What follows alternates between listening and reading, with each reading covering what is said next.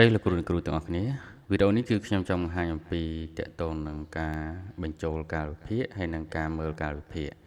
ទាំងពីរតែម្ដងអញ្ចឹងជំហានដំបូងគឺយើងត្រូវចូលទៅមើលកាលវិភាគខ្លួនឯងសិនមុននឹងបញ្ចូលណាបាទអញ្ចឹងយើងចុចលើកាលវិភាគមកយើងអាចអូសមើលអញ្ចឹងកាលវិភាគខ្ញុំនេះគឺអត់ទាន់បានត្រឹមត្រូវទេគឺខ្ញុំអត់មានថ្នាក់ទី 12A ទេបាទទី 12A ថ្ងៃសុក្រនេះអត់មានទេបាទអញ្ចឹងលោកគ្រូទៅធ្វើម៉េចកន្លែងនេះគឺលោកគ្រូប្រកាសជាទៅចូលកន្លែងបញ្ចូលកាលវិភាគអញ្ចឹងកន្លែងបញ្ចូលកាលវិភាគនេះគឺលោកគ្រូចុចលើឆ្នាំសិក្សាអញ្ចឹងកន្លែងនេះយើងចុចមើលណាបើយើងចុចមើលគឺយើងនឹងឃើញបែបនេះបាទតកតូនលេខកូដអញ្ចឹងលោកគ្រូជំហានទី1ត្រូវដឹងថាលោកគ្រូបង្រៀនថ្ងៃណាហើយលេខកូដដែលលោកគ្រូបង្រៀនហ្នឹងប៉ះលេខកូដអីឧទាហរណ៍ថាខ្មែរលោកគ្រូមើលដាក់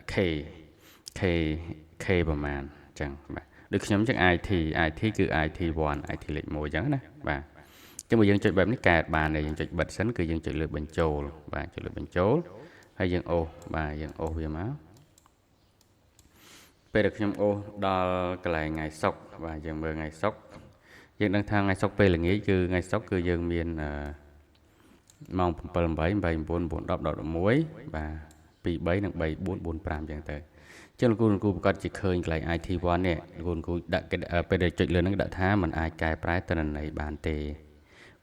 ពេលដែលមានទិន្នន័យអញ្ចឹងកន្លែងនេះពេលដែលសម្រាប់គ្រូធម្មតាគឺมันអាចកែប្រែបានទេលើកលែងតែ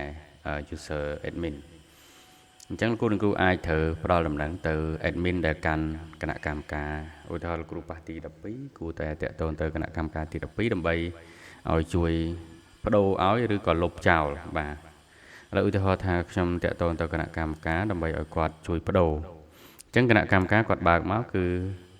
បែបនេះគាត់ចុចកែប្រែដូចយើងអញ្ចឹងបាទអញ្ចឹងគណៈកម្មការគាត់មើលថាថ្ងៃហ្នឹងប៉ះអីគេបាទអញ្ចឹងដោយសារថ្ងៃនេះគឺខ្ញុំបាន screenshot ទុកឲ្យគឺថ្ងៃសុក្រហ្នឹងគឺប៉ះ I2 បាទ I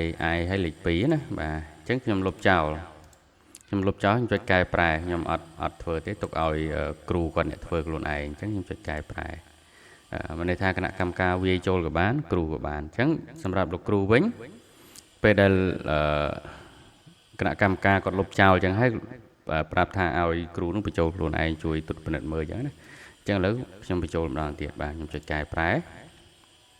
ហើយខ្ញុំចុចទាញមកដល់ថ្ងៃសុក្រហ្នឹងគឺអត់ទាន់មានទេមានន័យថាគណៈកម្មការ admin ហ្នឹងអត់ទាន់បានបញ្ចូលឲ្យទេអញ្ចឹងលោកគ្រូអាចបញ្ចូលខ្លួនឯងបានចុចលេខហ្នឹងហើយលោកគ្រូវាយ I2 បាទវាយ I ហើយលេខ2បាទវាយ I លេខ2ហើយគឺលោកគ្រូចុចជ្រើសនេះជ្រើសរើសឈ្មោះលោកគ្រូអ៊ូមណារ៉ាប់អញ្ចឹងទៅហើយលោកគ្រូចុចប៉ុណ្ណឹងហើយគឺត្រូវចុចជ្រើសរើសសិនបើអត់ចុចជ្រើសរើសទេគឺអត់បានទេអញ្ចឹងចុចជ្រើសរើសមកបាទចឹងឧទាហរណ៍ខ្ញុំដាក់ I2 មួយទៀត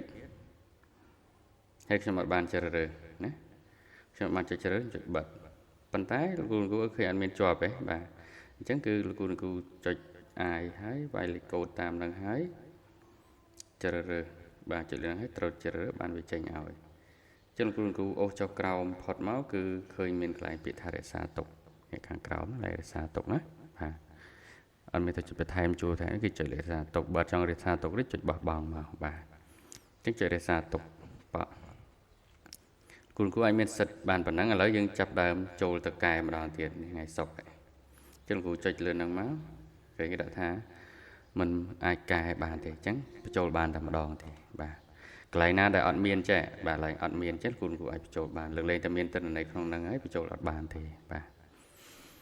អញ្ចឹងតកតទៅនឹងការបញ្ចូលកាលវិភាគបាទពេលបញ្ចូលរួចគ្រូអាចមកមើលកាលវិភាគហ្នឹងវិញបាទកន្លែងកាលវិភាគហ្នឹងមកគ្រូអូសមើលថ្ងៃបាទដោយសារយើងអត់តាន់ refresh មិញយើងដូរហើយយើង refresh សិនបាទ refresh page សិនមកដើម្បីកុំឲ្យវាជាប់អញ្ចឹងមិញយើងដូរហើយណា I2 បាទគ្រូចូលមើលកាលវិភាគម្ដងទៀតអញ្ចឹងកន្លែងថ្ងៃសុក្រពេលល្ងាចហ្នឹងបាទគឺអត់មានទេបាទអញ្ចឹងតកតងវីដេអូនេះគឺតកតងការបញ្ចូលកាលវិភាគហើយនិងការមើលកាលវិភាគគឺត្រូវបានបញ្ចប់សូមអរគុណ